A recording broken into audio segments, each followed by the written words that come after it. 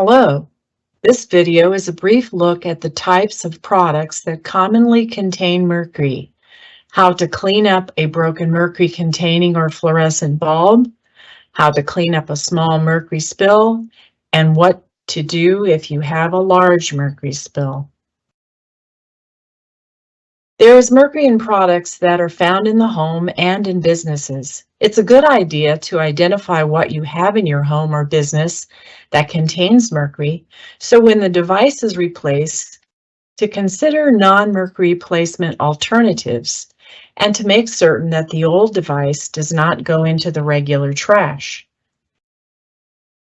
Mercury within a fluorescent bulb is vapor, and part of the mercury in the bulb is bound up in phosphor powder within the bulb. Sometimes when a bulb breaks and the gas is released, you will even see a tiny droplet of elemental mercury escape from the broken bulb. You can safely clean up a broken mercury bulb by following the directions below. First and foremost, when anything that contains mercury breaks, you must not use a vacuum cleaner or sweep with a broom. In this case, that might be glass and powder. You still do not want to vacuum it or give it more opportunity for the mercury to be airborne. Also, if you vacuum mercury, your vacuum cleaner can now no longer be used because every time you use it, afterwards, it will continue to distribute mercury vapor into the air. After a spill, immediately open windows and close off exterior doors and ventilation in the room if you're heating or cooling with a central system. Remember, mercury is a vapor at room temperature. Leave the room and restrict the access to the area, especially for children and pets, for at least 15 minutes after you've opened the windows. Ventilation is the key, so try to continue to ventilate even after the spill is contained. Have a container ready, a rigid container and preferably glass, not metal, because remember, mercury binds to metal. Make sure the container is large enough to hold the broken glass and all your cleanup materials. The container needs to have a good tight lid, sealable if possible. When you get ready to clean up the spill, watch that you do not step into any of the debris. Wear disposable gloves if available. Remove all the pieces and powder you can find in the area. And remember, don't use a vacuum or a broom. Instead, find some stiff paper, such as index cards, and carefully scoop up the fragments and powder, putting them into your container. Pick up any remaining powder and small pieces of glass with sticky tape and wipe the area clean with a damp paper towel. Make certain everything goes into that rigid glass container: gloves, tape, paper towel, glass and phosphor powder, and any mercury beads. Close the container. Wash your hands thoroughly. Depending upon where you live in Vermont, you may have a location where you can bring this container for hazardous disposal, or you may have to wait for a household hazardous waste collection day. To find the contact information for your district or municipality, go to 802recycles.com. If you need additional help, contact the Mercury program at 802-522-5736. Cleaning up a broken mercury bulb is one thing, but when it's elemental mercury spills, it's much more of an issue. We will touch briefly on what to do when your spill is from a device that contains liquid elemental mercury. First, know that there are certain circumstances when you can clean up a small spill by yourself. And if it's too large, it needs to be left to the experts. How can you tell if the spill is small enough to clean up on your own? Here are a few ways to make that determination. Is the spill from something that is equal to or less than what is in a fever thermometer? Is the spill confined to a small area? Is the surface area where it broke a hard and non-porous surface? If it does break on a porous surface, such as a rug or cloth, is that rug or cloth something that can be removed for proper disposal? In other words, not permanent to your home?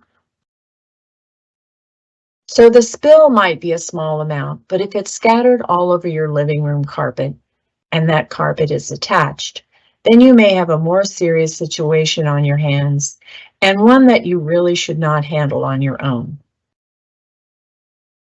Just as the mercury bulb, elemental mercury is a bit more serious and more difficult to clean up a small spill.